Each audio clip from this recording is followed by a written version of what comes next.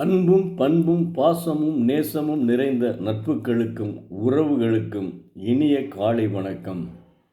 இன்று ஒரு குறள். அதிகாரம் 42. கேள்வி. குறள் எண் 411. செல்வத்துள் செல்வம் செவிச்செல்வம் அச்செல்வம் செல்வத்துள் எல்லாம் தலை. செவியால் கேட்டறியும் செல்வம் செல்வங்களுள் ஒன்றாக போற்றப்படும் செல்வமாகும். அச்செல்வம் செல்வங்கள் எல்லாவற்றிலும் தலையானதாகும். உதாரணமாக, ஒரு தமிழ் அறிஞர் இலக்கிய சொற்பொழிவு ஆற்றுகிறார் என்று வைத்துக்கொள்வோம். ஒரு கல்லாதவன் கூட அந்த சொற்பொழிவை கேட்டால் அந்த செல்வம் மிகப்பெரிய செல்வம் என்று சொல்லுகிறார் தெய்வப்புலவர் திருவள்ளுவர்.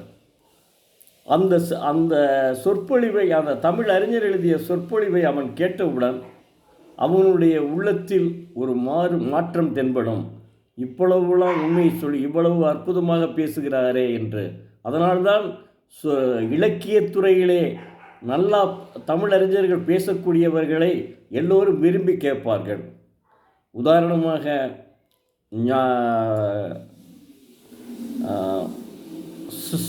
இப்போது கவிப்பேரரசு வைரமுத்து அவர்கள் கூட ஒரு வாரத்திற்கு முன்னாடி நமது ராஜா முத்தையா மன்றத்தில் பேசினார்கள். அவர்கள் அதை அவ்வளவு பேரும் ரொம்ப கிட்டத்தட்ட அரங்கு நிறைந்த கூட்டம் அற்புதமாக பேசினார்.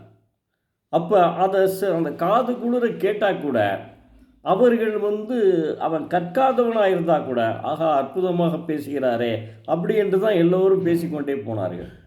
அதுதான் செவிச்செல்வம். வள்ளுவர் சொல்கிறது அதுதான் செவிச்செல்வம். செல்வத்துள் செல்வம் அச்செல்வம் செல்வத்துள் எல்லாம் தலை.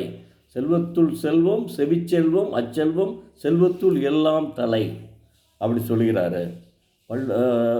எனவே மீண்டும் நாளை பார்ப்போம். நன்றி, வணக்கம்.